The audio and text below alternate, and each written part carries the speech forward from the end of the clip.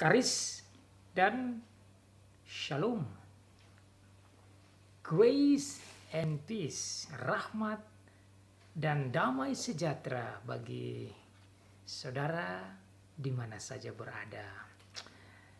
Indah sekali kita boleh bertemu lagi pada hari Tuhan, hari pertemuan kita dengan Tuhan yang Maha Pengasih dan Maha Penyayang. Dan kita akan bersama-sama melanjutkan akan bacaan firman Tuhan yang terambil dari kitab Wahyu pasal 14. Kita sudah sampai ke ayat yang ke-6 sampai ayat 13. The reading of the Word of God is taken from Revelation chapter 14, verse 6 to 13. Revelation chapter 14, verse 6 to 13. Here is the Word of God. Demikian bunyi firman Tuhan. Dan aku melihat seorang malaikat lain terbang di tengah-tengah langit. Dan padanya ada Injil yang kekal untuk diberitakannya kepada mereka yang diam di atas bumi dan kepada semua bangsa dan suku dan bahasa dan kaum. Dan ia berseru dengan suara nyaring, takutlah akan Allah dan muliakanlah Dia, karena telah tiba saat penghakimannya, dan sembahlah Dia yang telah menjadikan langit dan bumi dan laut dan semua mata air. Dan seorang malaikat lain, malaikat kedua, menyusul Dia dan berkata, sudah rubuh Babel, kota besar itu yang telah memabukkan segala bangsa dengan anggur hawa nafsu cabulnya. Dan seorang malaikat lain, malaikat ketiga, menyusul mereka dan berkata dengan suara nyaring, jikalau seorang menyembah binatang dan patungnya itu dan menerima tanda pada dahinya atau pada tangannya, maka ia akan minum dari anggur murka Allah yang disediakan tanpa campuran dalam cawan murkanya. Dan ia akan disiksa dengan api dan belerang di depan mata malaikat-malaikat kudus dan di depan mata anak domba. Maka asap api yang menyiksa mereka itu naik ke atas sampai selama-lamanya. Dan siang malam mereka tidak henti-hentinya disiksa. Yaitu mereka yang menyembah binatang serta patungnya itu. Dan barang siapa yang telah menerima tanda namanya. Yang penting di sini ialah ketekunan orang-orang kudus yang menuruti perintah Allah dan iman kepada Yesus. Dan aku mendengar suara dari surga berkata, tuliskanlah Berbahagialah orang-orang mati yang mati dalam Tuhan sejak sekarang ini. Sungguh, kata Roh, supaya mereka boleh beristirahat dari jerih lelah mereka karena segala perbuatan mereka menyertai mereka. So far the reading of the word of God. Demikianlah pembacaan firman Tuhan.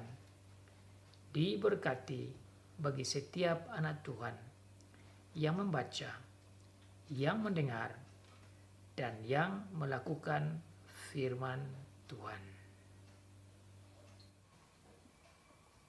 Injil kekal dari Allah. The everlasting gospel.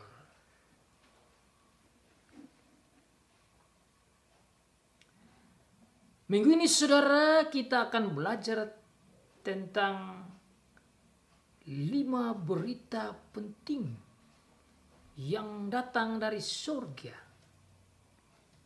Menceritakan tentang kekuasaan Allah, kemuliaan Allah, kemenangan Allah atas iblis dan kerajaannya, dan juga kemenangan untuk gereja, keselamatan untuk orang-orang percaya.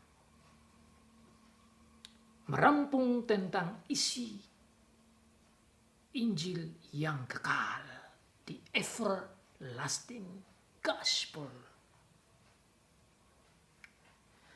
Saudara, jika saudara mengikuti khotbah saya pada minggu yang lalu, saudara pun mengingat tentang bagaimana berita tentang kemenangan dan kemuliaan dari anak domba, yaitu Tuhan Yesus Kristus bersama dengan gereja. The victory and the glory of our Lord Jesus Christ together with His church, you and me. Minggu yang lalu kita belajar juga tentang bagaimana kemenangan dan kemenangan dan kemenangan dan kemenangan dan kemenangan dan kemenangan dari Tuhan Yesus, dari Bapa dan dari Roh Kudus, atas setan, atas binatang, atas nabi palsu, atas pengikut-pengikut dari binatang atau setan dan kroni-kroninya itu. The victory of our Lord Jesus Christ over the beast that comes out from the sea as well as from the earth, and the followers, those who worshipped and follow the beast and Satan. Also we learn about the glory, kemuliaan yang diperoleh oleh Tuhan Yesus dan juga diberikan kepada gereja Tuhan. Minggu lalu kita belajar betapa kita dihibur, betapa gereja dihibur, baik gereja yang sudah ada di surga maupun kita yang masih ada di bumi terhibur karena kemenangan demi kemenangan dan kemuliaan demi kemuliaan yang Tuhan Yesus peroleh dan yang Tuhan Yesus berikan bagi gereja. Karena dikatakan Tuhan Yesus berdiri bersama dengan 144.000 orang yang melambangkan seluruh orang percaya sejak perjanjian lama sampai perjanjian baru dan kita pada saat ini yang menikmati kemenangan. Sehingga ada pujian, ada lagu yang dinyanyikan secara baru yang diajarkan oleh Tuhan, memuliakan Tuhan, dengan suara yang bagaikan guntur dan air bah dan merdu bagaikan kecapi.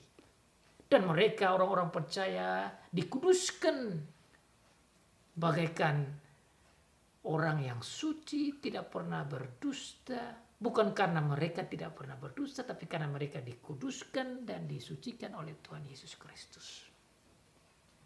Berita tentang kemenangan dan kemuliaan dari Tuhan Yesus Kristus ini mengingatkan tentang betapa banyaknya kemenangan dan kemenangan yang diceritakan oleh Tuhan Yesus dalam Wahyu pasal 1 sampai pasal yang ke-12.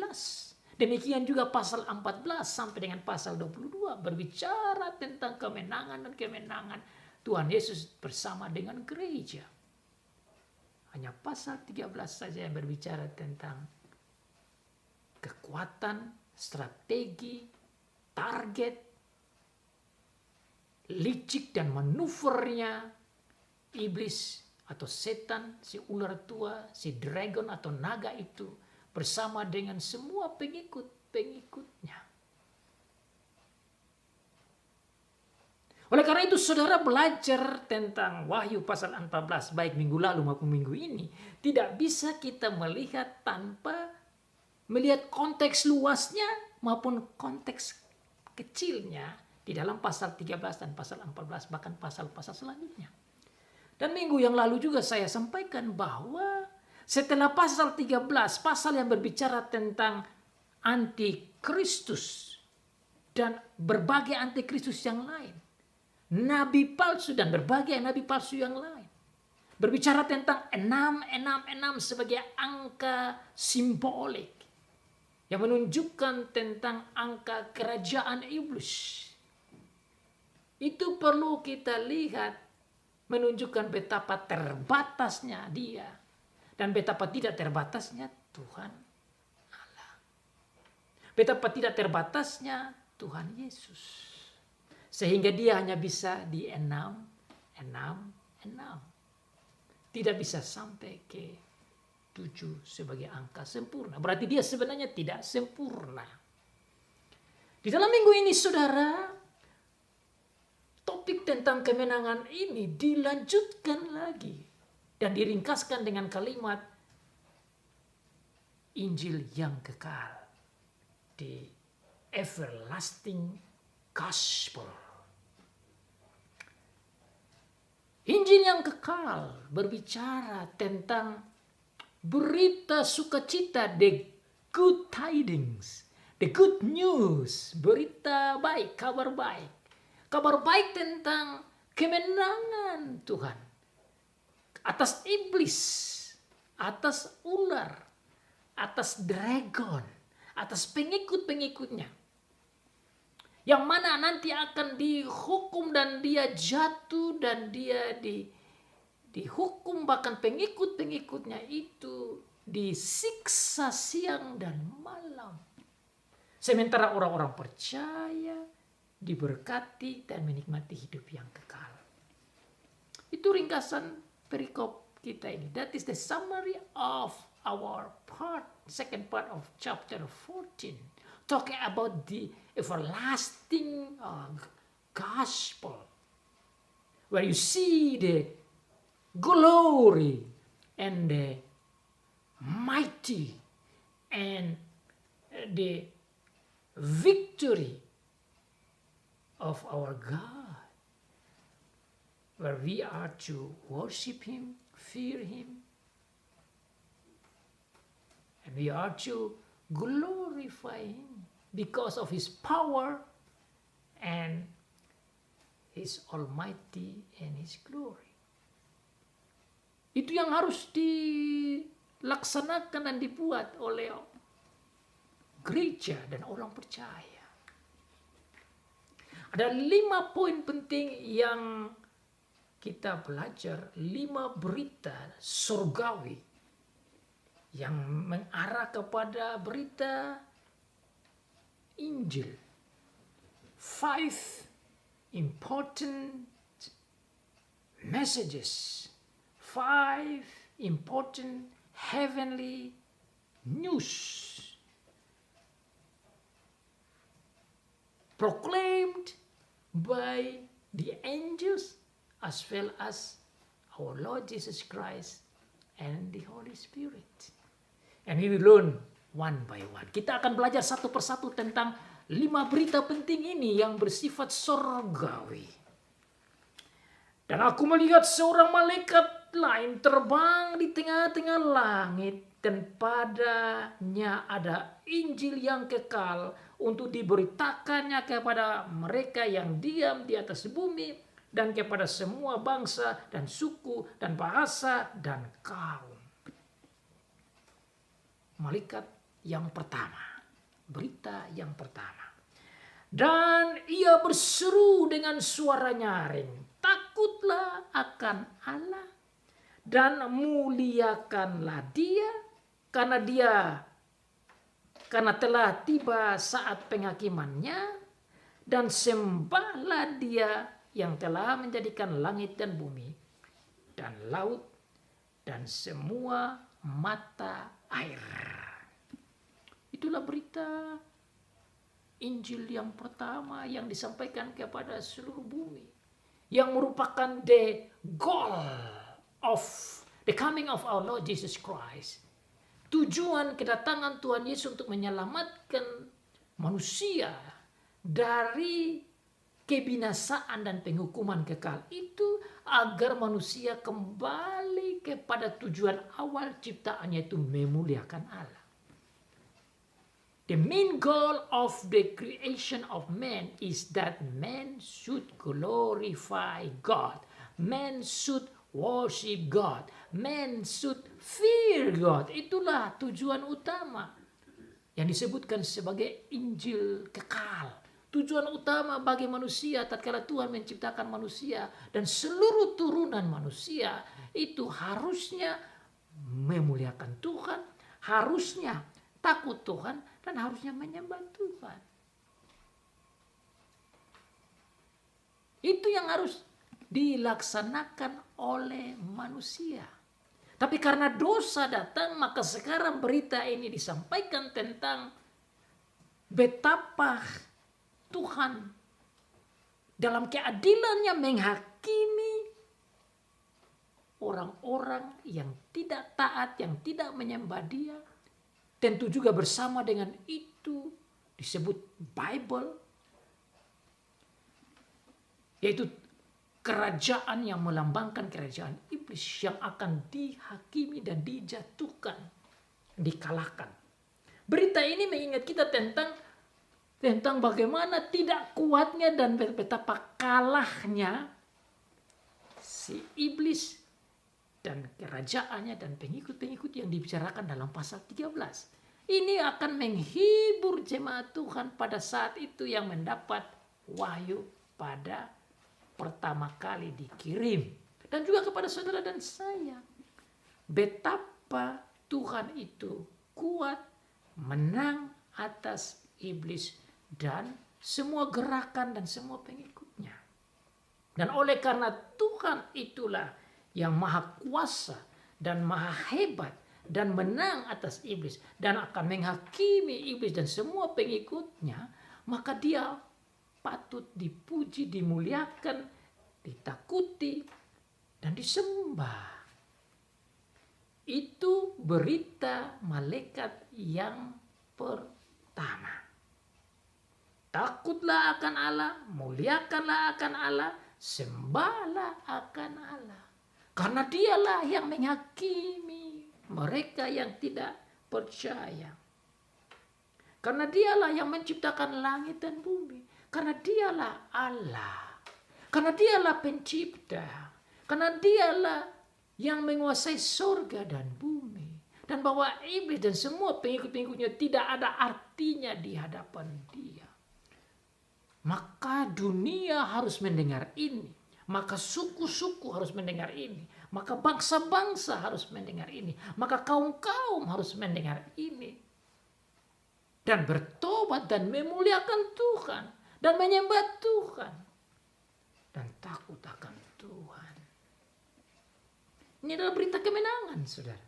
Minggu lalu berbicara tentang kemenangan. Minggu ini pun berbicara tentang kemenangan. Maka saudara, bagi orang percaya yang penerima wahyu ini di Asia Kecil, gereja Tuhan pada waktu itu menerima firman Tuhan ini tatkala mereka ada di dalam cengkeraman penganiayaan dari iblis bersama dengan kaisar-kaisar yang bersifat dan berjiwa iblis. Mereka itu dikuatkan karena dengan mata rohani mereka bisa menikmati kemenangan. Mereka menikmati kekuatan. Mereka menikmati kebesaran Allah sehingga mereka berani menghadapi maut sekalipun. Mereka siap mati untuk Tuhan. Karena mereka melihat kemenangan. Itu berita yang luar biasa. Mereka melihat bahwa si iblis dan pengikut-pengikutnya itu hanya kecil saja di hadapan Tuhan Allah. Inilah berita baik. Inilah kabar baik. Nah, ini juga disebut sebagai everlasting gospel. Injil yang kekal, yang berisikan kemenangan, kemuliaan, kebesaran, keagungan, kemuliaan daripada Allah. Jadi saudara, dalam pasal 14 bagian pertama minggu lalu kita mengingat dan diberitahukan tentang kemenangan dari Tuhan Yesus, yaitu anak domba yang berdiri bersama dengan gereja. Sekarang kita berbicara tentang kemenangan dan kemuliaan dari Allah Bapa. Tentu bersama dengan Bapa ada Anak dan ada Roh Kudus. Itu berbicara tentang kemenangan Allah. Kemenangan Allah atas apa? Atas si setan, atas si iblis, atas pengikut-pengikutnya, atas binatang itu, atas nabi palsu,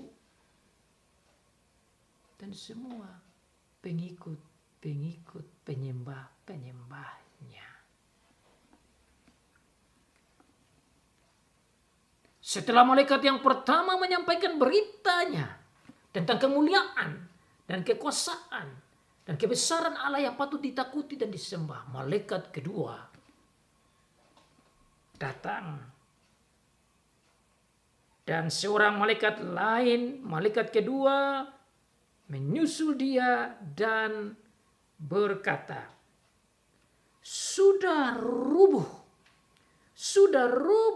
Babel, kota besar itu, dan yang telah memabukkan segala bangsa dengan anggur hawa nafsu caburnya.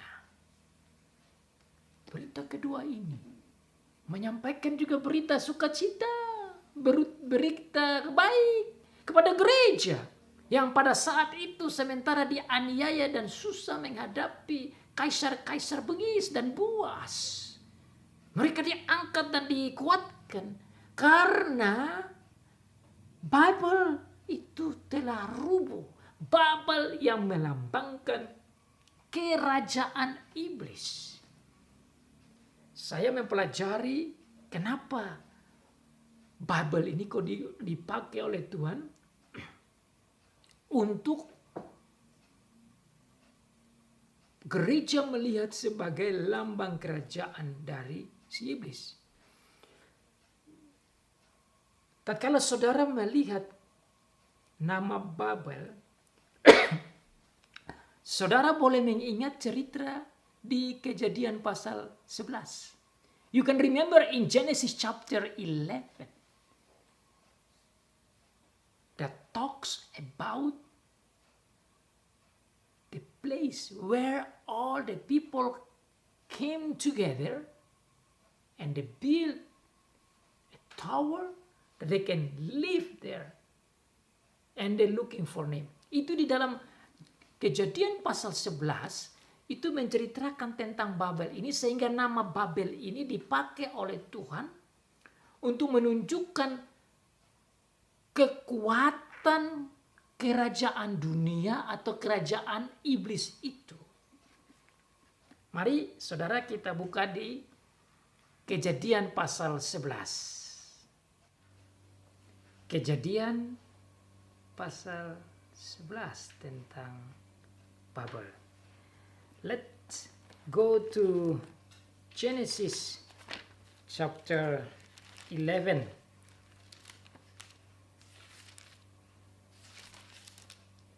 Genesis chapter 11, I'm going to read where we can find the background of the Tower of Babel. Adapun seluruh bumi satu bahasanya dan satu logatnya. Maka berangkatlah mereka ke sebelah timur dan menjumpai tanah datar di tanah Siniar. Lalu menetaplah mereka di sana. Mereka berkata seorang kepada yang lain, marilah kita membuat batu bata dan membakarnya baik-baik. Lalu bata itulah dipakai mereka sebagai batu dan tergala-gala sebagai tanah liat. Juga kata mereka, marilah kita dirikan bagi kita sebuah kota dengan sebuah menara yang puncaknya sampai ke langit, dan marilah kita cari nama supaya kita jangan terserak ke seluruh bumi. Lalu turunlah Tuhan untuk melihat kota dan menara yang didirikan oleh anak-anak manusia itu, dan ia berfirman, mereka ini satu bangsa dengan satu bahasa untuk semuanya. Ini barulah permulaan usaha mereka. Mulai dari sekarang apapun juga yang mereka rencanakan, tidak ada yang tidak akan dapat terlaksana. Baiklah kita turun dan mengacau balaukan di sana bahasa mereka, sehingga mereka tidak mengerti lagi bahasa masing-masing. Demikianlah mereka diserahkan Tuhan dari situ ke seluruh bumi, dan mereka berhenti mendirikan kota itu. Itulah sebabnya sampai sekarang nama kota itu disebut Babel, karena disitulah dikocokkan Tuhan bahasa seluruh bumi, dan disitulah mereka diserahkan Tuhan ke seluruh bumi. Ada dua hal penting yang kita catat tentang Babel ini. Yang pertama, mereka mau mendirikan satu kota di mana mereka bisa mengatur segala sesuatu sebagai pusat kebersamaan mereka. Universal place. Universal language. One order. One regulation. One big city that controls. And the city and the center of the city is actually built for their name, not for God's name. Inilah saudara merupakan latar belakang kenapa dibicarakan tentang Babel. Karena Babel di perjanjian lama ini berbicara tentang pemusatan pada pencarian nama. Melawan Tuhan. Bukan pemusatan pada pencarian nama Tuhan, tapi pada nama manusia. Itu berarti sama dengan melawan Tuhan. Maka ayat-ayat selanjutnya saudara mendengar Tuhan datang dan memberikan berbagai macam bahasa dan mengacau balaukan bahasa itu dan membuat mereka tersebar atau diserahkan ke seluruh.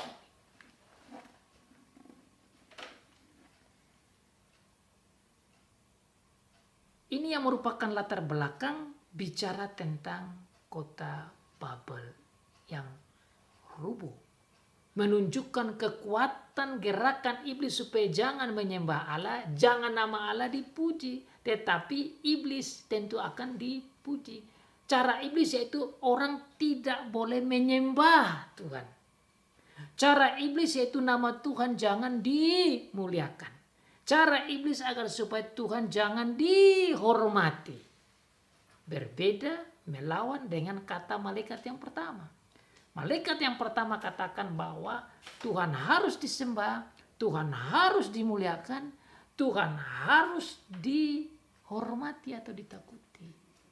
Malaikat yang kedua berbicara tentang strategi iblis agar supaya lewat kerajaan Bible dan semua yang mengikuti iblis itu dianggap sebagai kerajaan Bible itu, tujuannya supaya Tuhan jangan dihormati, Tuhan jangan ditakuti, Tuhan jangan disembah, Tuhan jangan dimuliakan. Itulah berita di dalam bagian kedua, kedatangan malaikat yang kedua, bahwa Babel rubuh. Babel itu sudah kalah. Kalah terhadap siapa? Kalah terhadap Tuhan Allah. Nah, Babel ini harus kita hubungkan dengan Wahyu pasal 13. Babel ini dihubungkan dengan the beast, dengan binatang yang keluar dari dalam bumi dan binatang yang keluar dari dalam laut. Dan tentu dengan si naga. Dan tentu dengan pengikut-pengikutnya.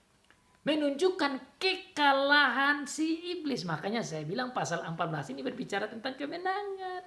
Malaikat yang kedua berbicara tentang kemenangan Tuhan. Babel jatuh sama dengan iblis jatuh. Babel jatuh sama dengan kerajaan iblis jatuh. Babel jatuh sama dengan pengikut-pengikutnya jatuh. Babel jatuh sama dengan kekalahan kroni-kroninya bersama dengan nabi-nabi palsu kalah. Itu berita yang kedua dari malaikat yang kedua. Sehingga saudara, tatkala umat Tuhan yang waktu itu sedang dianiaya dan dibunuh atau mendapat kesusahan, penyiksaan dari para pengikut iblis dengan kaisar-kaisar itu, mereka rasa terhibur bahwa mereka ini meskipun dianiaya tetapi mereka menang. Itu yang saya lihat. Selain Babel ini, saudara juga bisa bandingkan dengan istilah Babel, Babelonia yang dihubungkan dengan kerajaan Nebukadnezar yang pada waktu itu juga menjadi alat dalam tangan iblis untuk menyusahkan umat Tuhan. Berbicara tentang lambang simbol kerajaan iblis yang jatuh, yang kalah, yang terbatas dan yang tidak mampu. Itu berita yang kedua dari surga. Lanjut berita yang ketiga, dikatakan bahwa setelah Babel ini jatuh, Babel yang kerjanya itu memabukkan orang-orang yang lain, bangsa yang lain dari cabul. Maksudnya cabul itu dalam arti percabulan rohani. Dalam arti tidak menyembah Tuhan tetapi menyembah Allah yang lain, itu maksudnya. Maka datang lagi malaikat yang ketiga. Berbicara tentang isi penghakiman.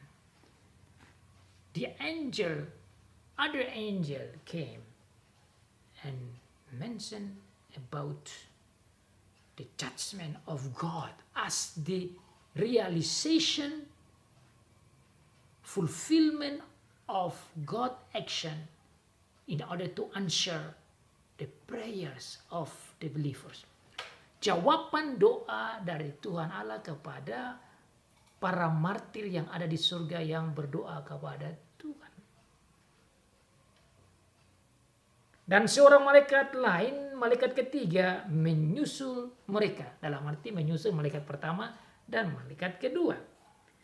Dan berkata dengan suara nyaring atau loud voice bahasa Inggrisnya. Jikalau seorang menyembah binatang dan patungnya itu dan menerima tanda pada dahinya atau pada tangannya, maka ia akan minum dari anggur murka Allah yang disediakan tanpa campuran dalam cawan murkanya, dan ia akan disiksa dalam api dan belerang di depan mata malaikat-malaikat kudus. dan di depan mata anak domba. Ayat-ayat ini menunjukkan bagaimana berita penghakiman terhadap para pengikut setan, si dragon atau iblis ini. Siapakah para pengikut iblis? Mereka adalah yang ada tanda di dahi atau tanda di tangannya. Tanda itu sudah kita belajar 2 minggu yang lalu, berbicara tentang penyembahan kepada iblis, tentang ketakutan pada iblis, tentang pujaan pada iblis dan kerajaannya, tentang perbuatan-perbuatan iblis di dalam orang-orang itu. Mereka mempunyai tanda sebagai bagian, sebagai yang dimiliki oleh iblis. Mereka adalah milik iblis, mereka adalah pengikut iblis, mereka adalah penyembah-penyembah iblis atau yang tidak menyembah Tuhan. Mereka ini akan dihakimi dalam arti akan menerima murka Allah, dan itu diungkapkan dengan cawan murka. Saudara berbicara tentang cawan murka Allah, saudara ingat tentang tatkala Tuhan Yesus di Taman Getsemani. Dia juga berdoa, ya Tuhan, Bapa, jikalau boleh cawan ini lalu daripadaku. Cawan itu berbicara tentang murka Allah. Kenapa Tuhan Allah memurkai Tuhan Yesus?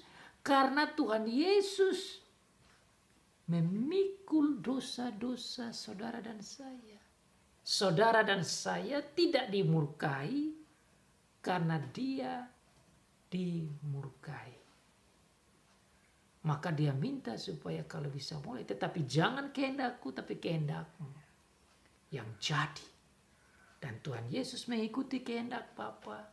Dia memikul dan menerima murka Allah itu. Dan dia dihukum dengan hukuman yang paling berat. Sehingga saudara dan saya dilepaskan. Tapi orang-orang ini yang tidak percaya Tuhan Yesus tidak akan terlepas. Tidak akan terlepas dari itu. Karena mereka tidak bisa melepaskan diri dengan perbuatan baiknya sendiri.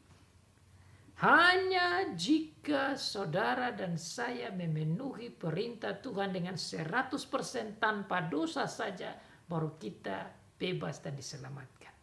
Dan Alkitab mengatakan tidak ada satu orang pun yang bisa bebas dari dosa. Dan oleh karena itu, hanya lewat percaya pada Tuhan Yesus Kristus saja ada kelepasan. Karena Tuhan Yesus Kristus sajalah yang tidak ada dosanya dan yang bisa memikul dan memenuhi semua perintah hukuman Allah itu. Di dalamnya ada keselamatan. Tetapi yang tidak, saudara melihat sendiri ayat 10 katakan, ia akan meminum dari anggur murka Allah yang disediakan tanpa campuran dari cawan murkanya, dan ia akan disiksa dengan api dan belerang di depan malaikat-malaikat kudus. Dia akan meminum cawan murka Allah tanpa campur. Itu artinya murni murka Allah yang sempurna. Yang benci dan tidak suka akan dosa. Apalagi ketidakpercayaan dan tidak menyembah dan tidak muliakan dia. Dan tidak hormati dan takut dia, mereka dimurkai. Itulah para pengikut iblis dan semua anggota kerajaan iblis. Mereka menerima murka Allah. Mereka menerima murka Allah, dan murka Allah itu diwujudkan dengan penyiksaan. Bahasa Inggris digunakan kata torture. torture, itu penyiksaan yang berat sekali, saudara. Yang mengerikan, maka ungkapan Tuhan Yesus itu dikatakan bagaikan kertakan gigi. Gigi itu dikertak begitu ngerinya. Ini ungkapan penghukuman di dalam neraka. Ini mengungkapkan tentang penghukuman Tuhan yang kekal. Bahkan saudara melihat penjelasan selanjutnya cukup jelas di sana. Bahwa penghukuman, penyiksaan yang diberikan kepada mereka itu secara kekal. Mereka dihukum di depan mata malaikat-malaikat yang kudus. Dan Tuhan Yesus juga melihat itu semua. Ia akan disiksa dengan api dan belerang di depan mata malaikat yang kudus dan di depan mata anak domba. Maka asap api yang menyiksa mereka itu naik ke atas sampai selama-lamanya. Ini ungkapan betapa penyiksaan itu berjalan bukan 1 tahun, 2 tahun, 3 tahun, 100 tahun, 1000 tahun, 1 miliar tahun. Bukan, tapi selama. Waduh saudara. Ini satu penghukuman yang mengerikan sekali. Disiksa selama-lamanya. Everlasting punishment. Wow. Hukuman sudah selama-lamanya. Hukuman yang berat. Hukuman yang mengerikan. Mengalami penyiksaan. Bahkan dikatakan di situ saudara, lebih jelas lagi dikatakan bahwa siang dan malam. Ini berarti komplit waktu. Kalau dihukum siang saja, malam free, masih ada napas. Masih bisa dapat kekuatan untuk menghadapi lagi hukuman yang besok siang. Atau mungkin hukum waktu malam, siang istirahat, ambil napas, ambil kekuatan, ya masih oke.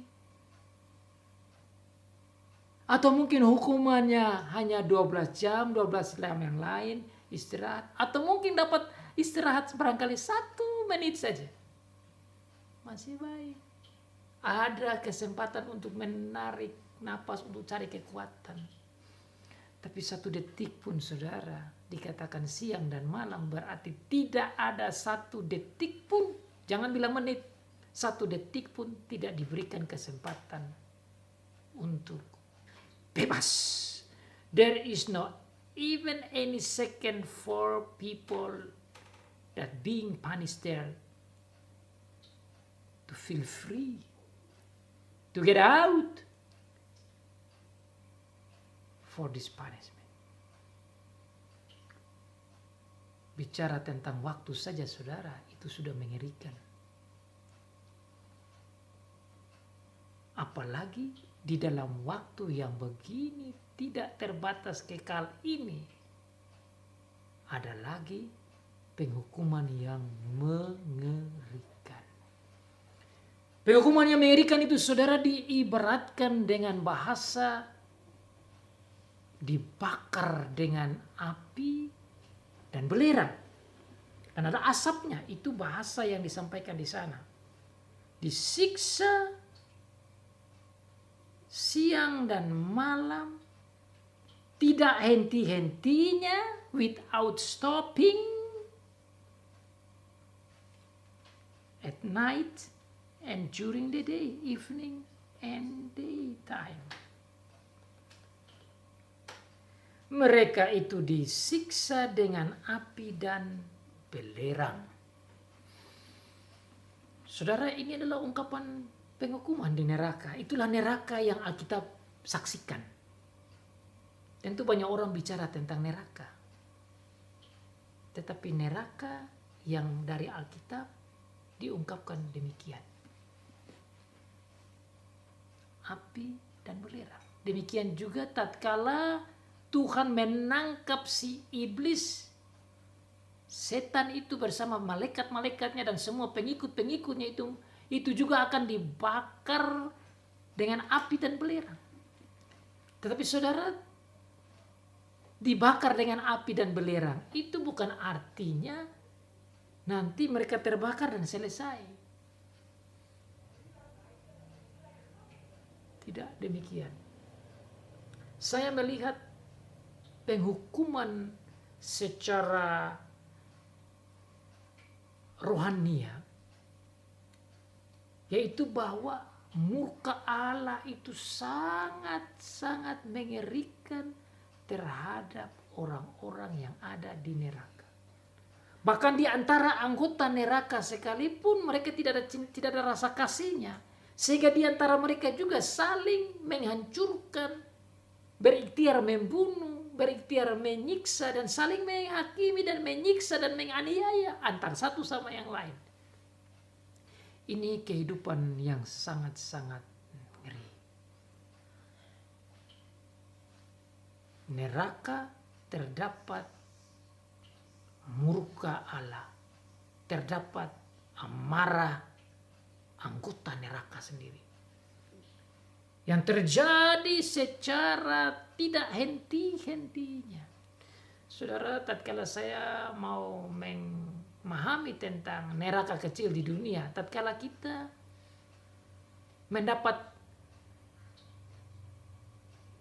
problem dan ada kebencian di antara kita dan saudara kita atau teman kita, itu kita atau mungkin keluarga kita, suami, istri, anak kita, tatkala terjadi konflik dan ada kebencian saja, saudara bisa rasakan neraka kecil itu. Betapa tidak enaknya tatkala orang saling membenci dan tidak ada kedamaian dan cinta kasih.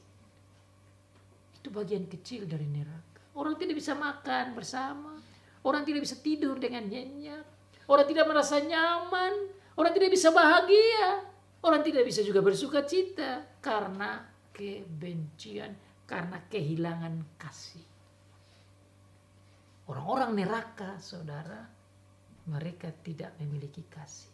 Dan di sana bukan saja itu, tetapi juga Tuhan tidak menunjukkan cinta kasih bagi mereka. Dan itulah yang Tuhan Yesus ungkapkan tentang neraka itu. Ada keretakan gigi, rasa yang tidak bisa diungkapkan dengan kata-kata kecuali kita melihat dengan penghukuman dengan belerang dan api. Itu ungkapan yang bisa kita pahami tentang betapa ngerinya neraka itu. Makanya saudara, Tuhan ini mau supaya saudara dan saya terlepas dari situ. Dan supaya saudara dan saya bisa terlepas dari situ, itulah berita Injil, jalan keluar, jalan lurus yang disampaikan, yaitu di dalam Tuhan Yesus Kristus yang adalah Allah, datang menjadi manusia, memenuhi semua tuntutan Allah, dan dihukum oleh Allah karena dosa-dosa kita, supaya saudara dan saya tidak dihukum, melainkan memperoleh hidup yang kekal. Tapi bagi siapa yang berkeras hati, dia tidak akan diselamatkan. Maka dalam berita seperti ini, saudara, jika saudara mendengar firman Tuhan ini, saudara dipanggil. Bagi yang percaya bertumbuh dan terus takut Tuhan dan memuji Tuhan dan memuliakan Tuhan dan menyembah Tuhan. Namun kalau saudara tidak menyembah Dia, saat ini kesempatan emas saudara, berbaliklah. Sembahlah Tuhan. Muliakanlah Tuhan. Takutlah Tuhan. Dengan percaya pada Tuhan Yesus Kristus sebagai the only Savior, Juru Selamat satu-satunya. Karena tidak ada orang yang dalamnya ada keselamatan kecuali Tuhan Yesus Kristus. Di dalam Dia sajalah kita bisa keluar dari penghukuman kekal ini.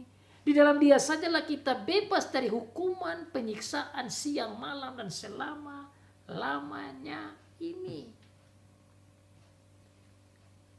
Hanya kalau saudara dan saya mau mendengar firman-Nya, rela untuk mengikuti Dia, mentaati Dia, tekun di dalam iman, dan percaya pada Tuhan Yesus Kristus.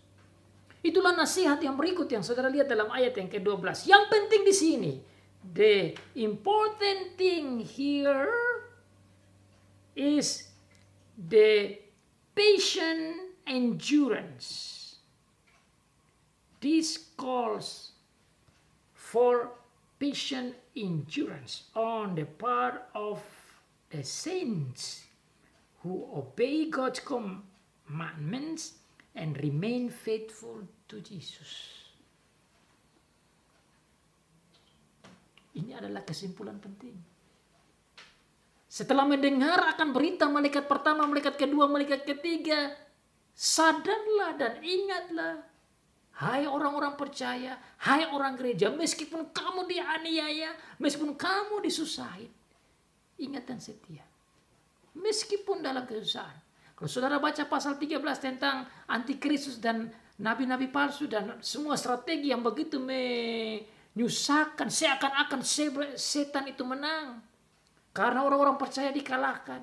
Karena orang-orang percaya ada yang mati, menjadi martir dan begitu menderita. Seperti tidak ada harapan lagi. Pasal 14 nyatakan bahwa pengikut-pengikut iblis dan iblis terbalik, kontradiksi. Dulunya mereka seakan-akan menang, sekarang mereka dihukum. Dulunya orang percaya dihukum, tidak ada harapan, sekarang terbalik. Makanya penting orang percaya mendengar ini. Important for the believer, for the saints. Patience, endurance. Ketekunan, kesabaran. Dan tetap taat kepada Tuhan. Itu nasihat Tuhan. Kesabaran, ketaatan, ketekunan, dan iman. Yang penting di sini ialah ketekunan orang kudus, menuruti firman Allah, dan iman pada Tuhan Yesus Kristus. Saudara harus ingat, ini firman disampaikan kepada jemaat yang ada di bawah penganiayaan yang sangat mengerikan. Seperti Tuhan tidak ada lagi dan seperti Tuhan tidak menolong mereka. Tapi dalam pasal 14 katakan bahwa Dia ada di situ dan iblis dan kroni-kroninya, Babel, beast, binatang semua itu dihukum. Makanya pasal-pasal selanjutnya saudara akan melihat tentang penghukuman dan penghukuman dan penghukuman dan kekalahan dan kekalahan dan kekalahan. Sekaligus menghibur kita adalah kemenangan dan kemenangan dan kemenangan Tuhan. Kemenangan gereja sekaligus. Makanya gereja harus sabar dan tekun. Gereja harus tetap taat. Umat harus tetap sabar dan tekun dan taat. Dan setia kepada Tuhan Yesus dalam segala keadaan apapun. In whatever situation and condition that you are facing, even suffering and even persecution, even death. Be patient in endurance. Continue to hear and obey God's commandments. And be faithful in faith in Jesus. Itu arahan, itu encouragement daripada Tuhan. Lalu berita yang keempat datang. Dan aku mendengar suara dari surga berkata, tuliskan, berbahagialah orang-orang mati yang mati dalam Tuhan sejak sekarang ini. Saya melihat ini adalah kata-kata dari Tuhan Yesus sendiri. Karena Tuhan Yesus selalu katakan kepada Rasul Yohanes untuk tulis. Tulis. Inilah hiburan Tuhan Yesus bagi gereja. This is the comfort of our Lord Jesus Christ for the church. That Apostle John should write down and tell the people of God, tell the member of the church, tell the believers. Kasih tahu dan sampaikan kepada orang-orang percaya. Kalaupun engkau mati dan mati dalam Tuhan, engkau diberkati. Bahasa Indonesia dia bilang berbahagia. Ini kata yang selalu dipakai yang menurut saya tidak sekuat kata bahasa aslinya. Dan bahasa Inggris dia pakai yang pas karena dia katakan diberkati. Then I heard a voice from heaven say, "Right, blessed are the dead who die in the Lord from now on." Blessed. Itu kata yang pas dengan bahasa yang dipakai dalam bahasa asli dari Tuhan Yesus. Tentu di dalam bless atau berkat itu ada bahagia. Tetapi makna berkat itu jauh lebih dalam dari bahagia saja. Diberkati dia atau mereka yang mati di dalam Tuhan. Saya menggunakan terjemahan yang kayak bahasa Inggris dan bahasa asli di dalam bahasa kita. Dan aku mendengar suara dari surga berkata, tuliskan, diberkatilah orang-orang mati yang mati dalam Tuhan. Blessed are the dead who die in the Lord. Nah, ini juga jangan salah paham saudara. Maksudnya bukan kita memberkati orang mati atau Tuhan mau memberkati orang mati. Sehingga ada cara-cara yang agak salah saya kira, atau memang salah melawan Alkitab tatkala orang memberkati orang mati. Bukan maksudnya begitu.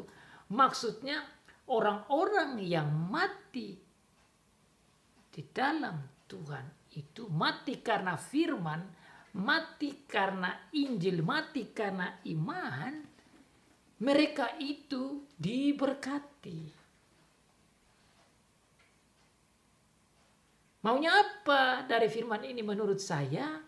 Dengan firman ini Tuhan Yesus memberikan encouragement, memberikan semangat, dorongan, agar supaya jemaat Tuhan yang menghadapi bayang-bayang maut atau kesusahan atau kematian yang di depan dia, mereka dipanggil untuk berani mati di dalam Tuhan. Karena yang mati di dalam Tuhan, yang mati karena Tuhan, karena firman, karena Injil, mereka itu diberkati. Jadi Tuhan Yesus, wow, so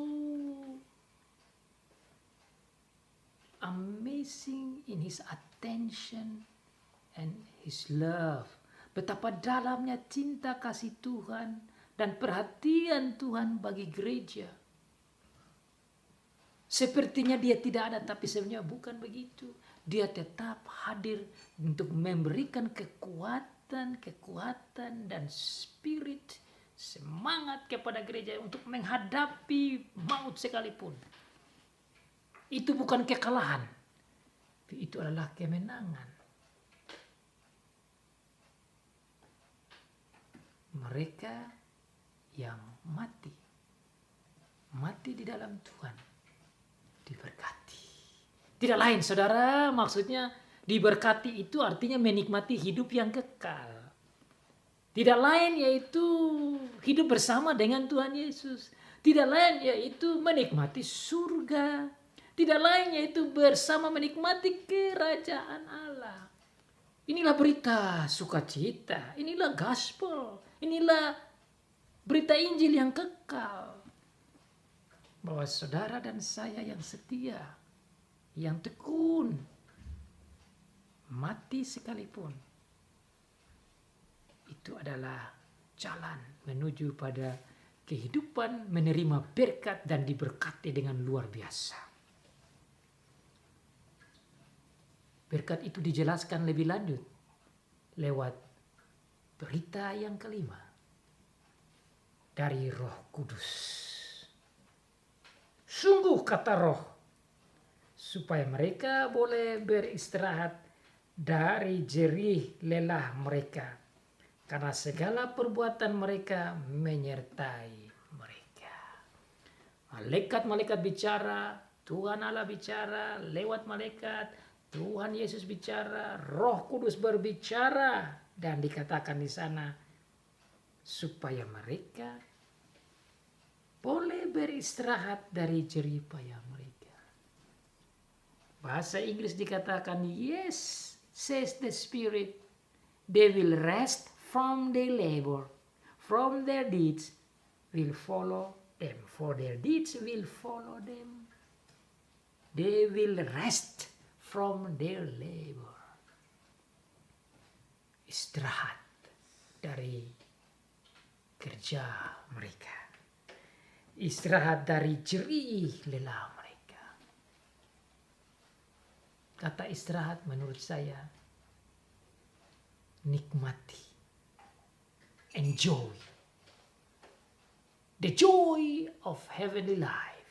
Menikmati sukacita surgawi, kebahagiaan surgawi, berkat surgawi, kebersamaan bersama Tuhan, keindahan, dan semua yang mulia bersama Tuhan itu dinikmati oleh mereka yang mati di dalam Tuhan, yang mati di dalam iman, yang mati dalam percaya kepada Tuhan Yesus Kristus. Sudah lihat lagi kontradiksi dengan pasal 13. Para pengikut iblis, mereka boleh bersuka cita tatkala mereka menguasai, menganiaya jemaat Tuhan. Jemaat Tuhan seperti tidak ada harapan. Sekarang berita pasal 14 lain, terbalik. Orang-orang percaya seperti tidak ada harapan. Sekarang mereka menerima berkat. Sekarang mereka menerima istirahat, rest. Sebaliknya orang yang tidak percaya tidak istirahat. Tadi saya bilang 1 detik pun tidak dapat istirahat. Mereka mengalami penyiksaan. Pasal 13 umat Tuhan disiksa. Pasal 14 mereka yang tidak percaya Tuhan disiksa. Pasal 13 si iblis akan menang. Pasal 14 Kristus menang. Pasal 13 bicara gereja seperti kalah. Pasal 14 gereja menang. Pasal 13 gereja seperti tidak ada harapan dan dianiaya, mengalami kesusahan dan kematian.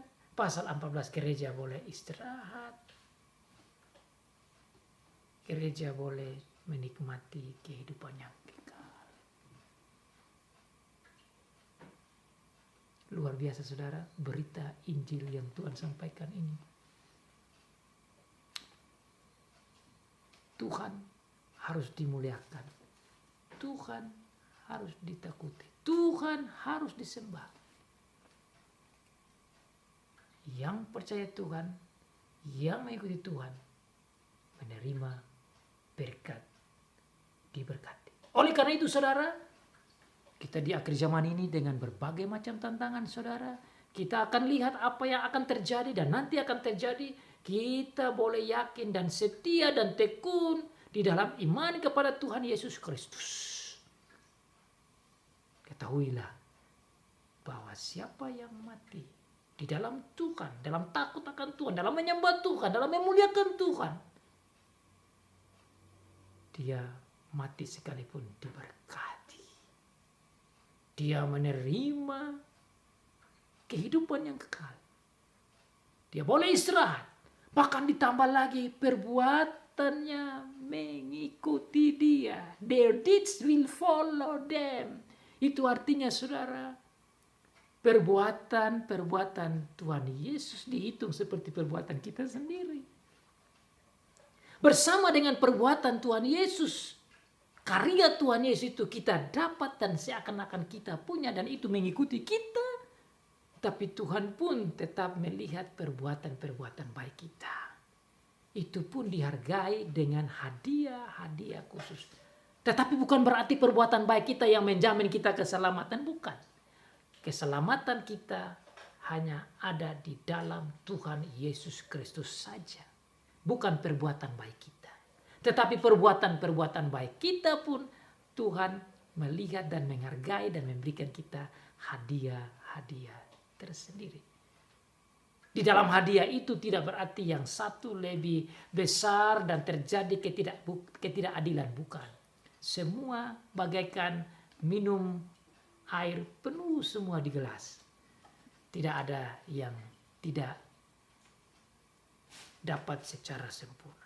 Semua sempurna, tetapi Tuhan menghargai kita di dalam melayani Tuhan. Makanya saudara, marilah kita tetap setia melayani Tuhan. rela menderita, rela mengikuti dia, menyembah dia, memuji dia, takut akan dia, setia dalam Tuhan Yesus. Karena kemenangan sudah ada, sedang ada, dan akan datang kemenangan dan kemenangan dan kemenangan dan kemenangan. Inilah berita Injil. Berita kemenangan dan berita Injil kekal, yaitu iblis kalah dan kita menang, dan kita harus terus memuji, memuliakan, menyembah, dan hormat dan taat kepada Tuhan yang di dalamnya kita menang. Amin.